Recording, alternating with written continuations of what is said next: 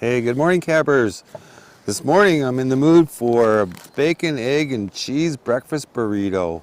So we got everything we need. We got some eggs, got some cheddar cheese, got some pre-cooked bacon that I brought along. First thing I'm going to need to do is get this bacon chopped up in little pieces. I don't want big pieces in my breakfast burrito.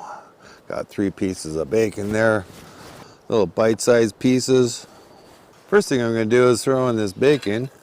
Get that warming up a little bit. Gonna add a little bit of butter too. Drop in a couple eggs. And I'm gonna stir them up and get that all broke up here, mixed up. Turn that heat down even lower. I don't want it to cook too fast, you'll see why. Gonna take my burrito, drop it right on there.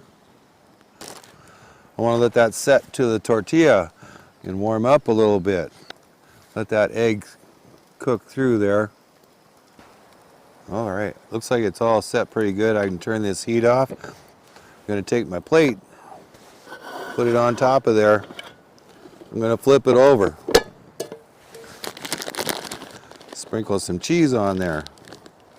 We're gonna take this hot pan, we're gonna put it back on top there. That's gonna help melt that cheese and keep everything nice and warm. Ta-da! Oh, it's not melted all the way yet, but that's okay. I don't want it super wet. Now, I'm going to put some sriracha in there. Now, see if we can roll this up. Roll it up like that. I'll tell you, this thing's nice and warm.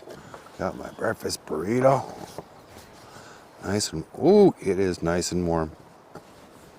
How about that? What do you think of that? Let's take a bite.